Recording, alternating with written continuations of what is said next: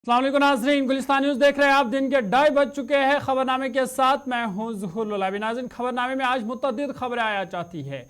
CA को लेकर इस वक्त पूरे मुल्क में बहस जारी है और इस पर वज़ीर दाखिला अमित शाह का बड़ा बयान सामने आया है और उन्होंने कहा कि सीए को किसी भी सूरत में वापस नहीं किया जाएगा। उस पर आगे चलकर हम बात करेंगे और बात केजरीवाल की भी होगी, क्योंकि उन्होंने भी सीए को लेकर सवालात की बूछाड़ मरकज़ी हुकूमत की जानिब से रखी है। और बात आज किसानों की होगी, क्योंकि किसान इस वक्त दिल्ली में महापंचायत इस वक्त रामलीला मैदान में चल रही है।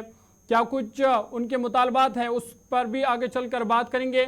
लेकिन खबरनामे की शुरुआत पुलिस सरबराह आर सुवैन के बयान के साथ करते हैं और आपको बता दें कि डीजीपी आर सुवैन ने बड़ा बयान दिया है और उन्होंने कहा कि जम्मू कश्मीर में मंशियात के खात्मे के लिए पुलिस पुरअज़्म है। उन्होंने कहा कि सरहदों से जम्मू कश्मीर में मंशियात दाखिल हो रही है, ताहम मंशियात पर काबू पाने के लिए पुलिस सख्त है और इस हवाले से कार्रवाइयाँ भी लगातार जारी है। उन्होंने कहा कि कई जो मंशियात फरोश है उनके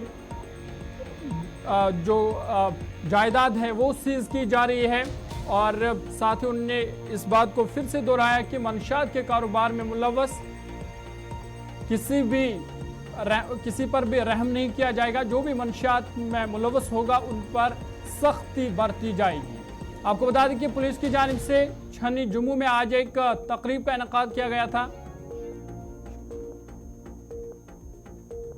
जिस दौरान पुलिस सरबराह आर सुवैन के अलावा दूसरे जिम्मेदारों और पुलिस के अफसरों के साथ साथ ज़ियादत शहरियों ने इस तकरीब में शिरकत की।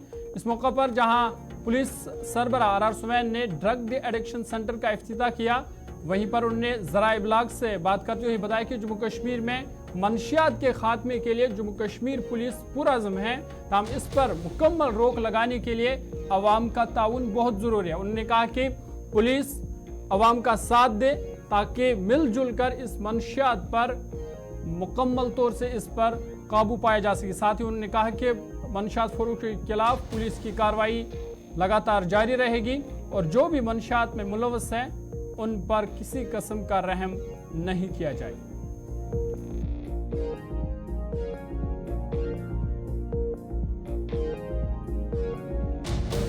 जम्मू कश्मीर में हम लोग एक ड्रग की एक चैलेंज जो है बहुत एक बड़ा चैलेंज के तौर पे फेस कर रहे हैं, उभर के आ रहा है। मेरे ख्याल में इसका रीज़न ये है, this challenge is really there and it is really a major challenge.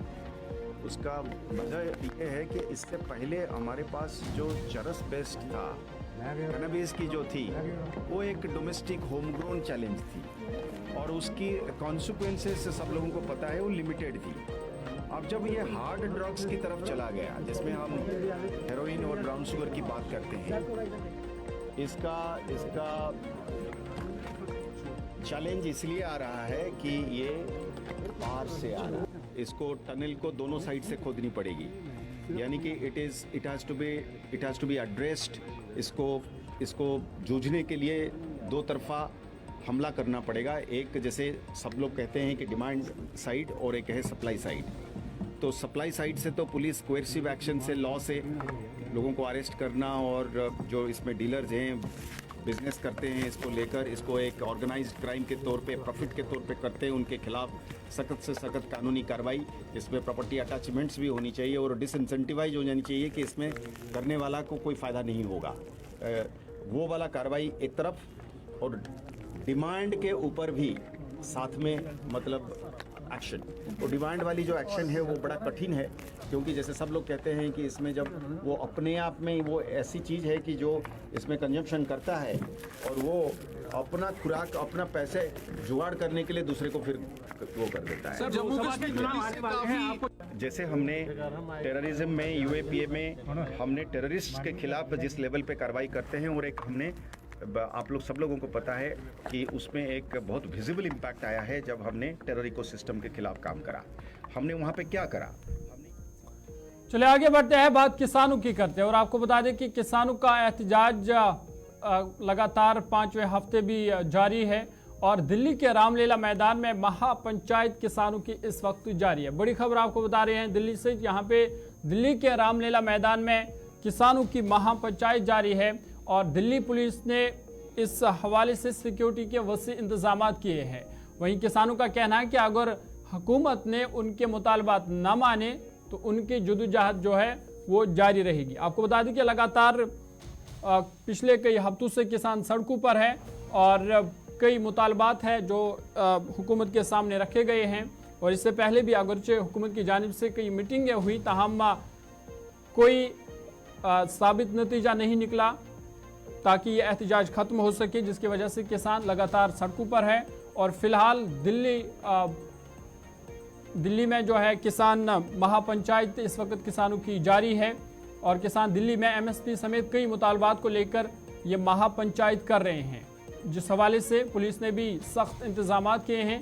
साथ ही किसानों ने ये मुतालबा फिर से दोहराया कि अगर उनकी बात नहीं सुनी गई या उनके मुतालबात नहीं माने गए तो वो इस एहतजाज को लगातार जारी रखेंगे। बड़ी खबर आपको बता रहे हैं किसानों के हवाले से, किसानों का एहतजाज 5वें हफ्ते भी लगातार जारी है। और इस हवाले से किसान लीडर गुरनाम सिंह चड्डोनी ने कहा कि मुल्क के 9 लोग के पास जितना पैसा है 50 करोड़ लोग के पास ही उतना पैसा है। आपको बता दें कि किसान रामलीला मैदान में इस वक्त उनकी महापंचायत चल रही है और अभी तक भी कोई बात हुकूमत से नहीं बन पा रही है, जिसकी वजह से किसान लगातार सड़कों पर है। इस हवाले से दिल्ली पुलिस ने सख्त सिक्योरिटी के इंतजाम किए गए हैं ताकि अमन अमान की सूरत हाल को बरकरार रखा जाए। फिलहाल किसान दिल्ली में हैं और रामलीला मैदान में किसानों की महापंचायत इस वक्त जारी है। सीधा दिल्ली आपको ले चलेंगे, हमारे नुमाइंदे उज्जवल हमारे साथ है। उज्जवल, बहुत शुक्रिया ज्वाइन करने के लिए। अपडेट कीजिएगा, महापंचायत जारी है, क्या कुछ ताजा अपडेट है आपके पास?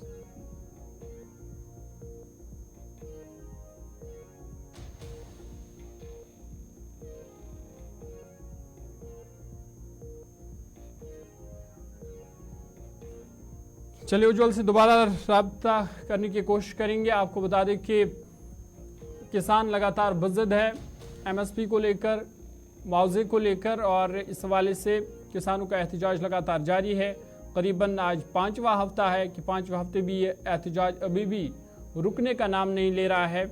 और आज किसानों की एक बड़ी तादाद रामलीला मैदान में जमा हुई है, जहां पे इस वक्त महापंचायत जारी है। आपको बता दें कि इससे पहले भी हुकूमत से उनकी कई मीटिंगें हुई, कई मुलाकातें हुई, ताहम कोई नतीजा उससे नहीं निकला, जिसकी वजह से किसान लगातार सड़कों पर है। और किसानों ने एक बार से फिर कहा है कि अगर उनके मुतालबात इस बार भी हल ना हुए तो वो एहतजाज में शिद्दत लाएंगे और लगातार उनकी जदोजहद जारी रहेगी।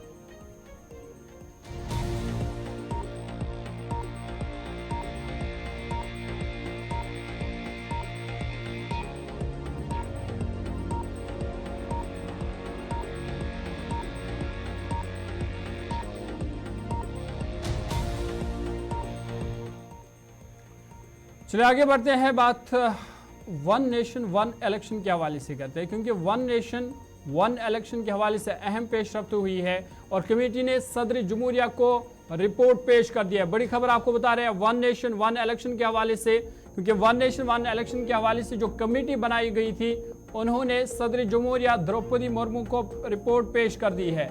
आपको बता दें कि ये रिपोर्ट करीबन 18,626 सफ़हात पर मुश्तमिल है। और आपको याद होगा कि इस कमेटी को गुज़िश्ता साल यानी 2023 2 सितंबर 2023 को ये कमेटी तश्कील दी गई थी, जिसमें साबिक सदर रामनाथ कोविंद की सदारत में कमेटी तश्कील दी गई थी।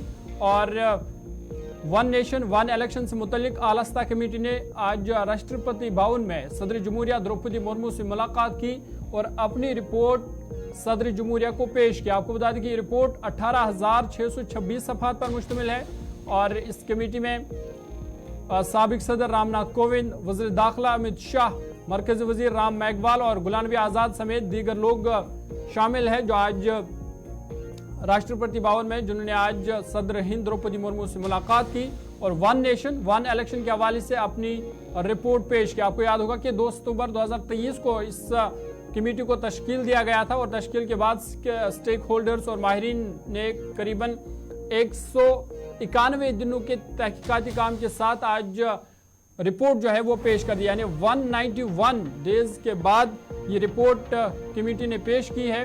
और हुकूमत के जरिए 2 सितंबर 2023 को कायम करदा कोविन पैनल ने 23 सितंबर को अपनी पहली मीटिंग के साथ ही अपने सफर का आगाज किया था और इस इजलास के दौरान तस्लीम शुदा कौमी और इलाकाई सियासी जमातों, रियासती हुकूमत से वाबस्ता जमातों के साथ इन लोगों को पार्लिमानी नुमाइंदगी और मामले पर इनकी राय तलब करते हुए दावत नामे देने का फैसला किया। मरकजी वजीर दाखिला अमित शाह और वज़ीर कानून अर्जुन राम मेघवाल पर मुश्तमिल इस आलस्ता कमेटी ने मुल्क भर में बैक वक्त इंतखाबात के मामले से मुतल्लिक नुक्ते नज़र को हासिल करने के लिए लॉ कमीशन ऑफ इंडिया को भी इस मुहिम का हिस्सा बनाने का फैसला भी किया था।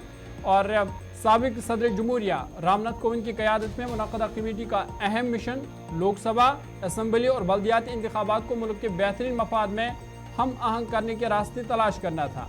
आपको बता दें कि बीजेपी ने 2014 और 2019 दोनों में इस अज़म को, यानी वन नेशन वन इलेक्शन को उन्होंने पार्टी के मंशूर में शामिल कर दिया था और बीजेपी लगातार वन नेशन वन इलेक्शन की मुसलसल वकालत कर रही है। हम वही जब हम अपोजिशन की बात करते हैं या कांग्रेस की बात करते हैं तो कांग्रेस ने इस की मुखालफत की है और कांग्रेस लीडर राहुल गांधी ने मोदी हुकूमत के वन नेशन वन इलेक्शन के ख्याल को मुस्तरद करते हुए इसे रियासतों पर हमला करार दिया था और कहा था कि मुल्क के विफाकी निज़ाम के खिलाफ है।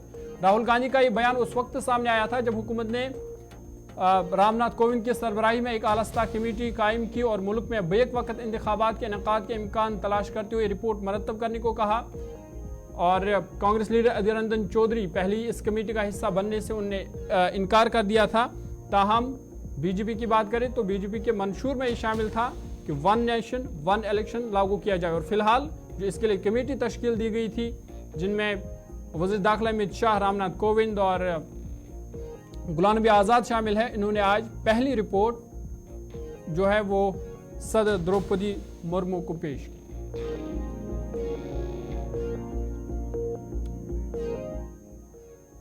चलिए आगे बढ़ते हैं, बात CAA के हवाले से करते हैं क्योंकि CAA मुल्क में नाफिज हुआ है और इस पर सियासत गर्म है। वहीं इस हवाले से वज़ीर दाखिला अमित शाह का बड़ा बयान सामने आया है और अमित शाह ने कहा है कि CAA कानून को कभी भी वापस नहीं लिया जाएगा। उन्होंने कहा कि किसी को भी हिंदुस्तानी शहरियत फराहम करना हुकूमत का हक है और आपको बता दें कि शहरियत तरमीमी कानून मुल्क में जब से नाफिज हुआ है इस पर लगातार सियासत चल रही है और इस बीच ये बड़ा बयान अमित शाह का, उन्होंने कहा कि शहरियत तरमीमी कानून यानी CAA को कभी भी वापस नहीं लिया जाएगा। उन्होंने कहा कि अपने मुल्क में किसी को भी हिंदुस्तानी शहरियत फराहम करने का हुकूमत का बुनियादी हक है और मरकजी सरकार इस हक के साथ कभी समझौता नहीं करेगी। आपको बता दें कि इससे पहले मरकज़ी वज़ीर दाखिला अमित शाह ने यकीन दहानी कराई थी कि शहरियत तरमीमी एक्ट में किसी की शहरियत छीनने का कोई रूल नहीं है।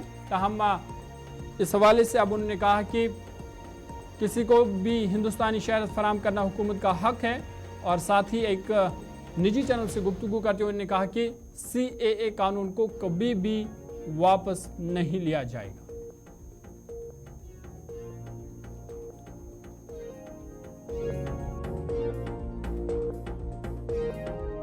मुख्यमंत्री अपने भ्रष्टाचार के उजागर होने से अपना आपा खो बैठे। उनको मालूम नहीं है कि ये सारे लोग आ चुके हैं, आज भारत में ही रह रहे हैं, सिर्फ इनको अधिकार नहीं मिला है, वो अधिकार देने की बात है। 2014 तक जो आ गए इनको नागरिकता देनी है और इतनी ही चिंता है तो वो क्यों बांग्लादेशी घुसपैठियों की बात नहीं करते, रोहिंग्यास का विरोध क्यों नहीं करते हैं? क्योंकि वो वोट बैंक की पॉलिटिक्स कर रहे हैं। दिल्ली के चुनाव उनके लिए लोहे के चने चबाने जैसे हैं, इसलिए वोट बैंक की पॉलिटिक्स कर रहे हैं। नौकरी का कहां सवाल है, वो ऑलरेडी यहां है और बांग्लादेशी नौकरी का अधिकार नहीं मार रहे हैं क्या? रोहिंग्यास नहीं मार रहे हैं? इनके लिए तो आप कभी नहीं बोले भाई। सिर्फ जो हिंदू शरणार्थी आए हैं, जो बौद्ध शरणार्थी आए, जो जैन, पारसी और क्रिश्चियन शरणार्थी, इसी का विरोध कर रहे हैं। शायद उनको जो निराश्रित आए थे, जो रेफ्यूजीज आए थे, इनके परिवार के साथ एक चाय पीनी चाहिए। अरबों खरबों रुपए की संपत्ति छोड़कर रेफ्यूजी बनकर यहां आए थे, दिल्ली के बाजार में सब्जियों की दुकान लगाई थी। मोदी जी ने विभाजन की विभीषिका का दिन मनाकर उसको हिस्ट्री का हिस्सा बनाया है। इनके परिवार की महिलाओं का गौरव छीना जाए, अपमानित किया जाए, क्या करेंगे वो? इनकी वेदना हम भी नहीं सुनेंगे। 50 में आ गए, 60 में आ गए, 70 में आ गए, 80 में आ गए, आज भी नागरिकता नहीं है। बच्चों को अस्पताल में दाखला नहीं मिलता है, ढंग की नौकरी नहीं मिलती है, छुट भैया नौकरी करते हैं। क्यों? क्या गुनाह है उनका? विभाजन का फैसला उन्होंने नहीं किया था, कांग्रेस पार्टी ने किया था। और उस वक्त सब ने कहा था कि जो आएंगे उसको हम नागरिकता देंगे। अब अपने वादे से मुकर जाना, मैं मानता हूं कि हमें तो कम से कम मंजूर नहीं है। इनकी संवेदनाओं को भारतीय जनता पार्टी भी महसूस करती है, इस देश के प्रधानमंत्री भी महसूस करते हैं, और हम मानते हैं कि इनकी ये 75 साल की वेदनाओं का अंत कभी न कभी। चलिए, अमित शाह को आप सुन रहे थे और कहीं ना कहीं ये अरविंद केजरीवाल पर उन्होंने कहा कि अरविंद केजरीवाल सीए के नाम पर सियासत कर रहा है। आगे बढ़ते हैं, बात अरविंद केजरीवाल की ही करते हैं, क्योंकि अरविंद केजरीवाल ने एक बार फिर सीए पर सवालात की बूछाड़ कर दी है। अरविंद केजरीवाल ने कहा कि शहरियत तरमीमी कानून मुल्क के लिए खतरनाक है और सीएए यानी शहरियत तरमीमी कानून को वापस लिया जाना चाहिए।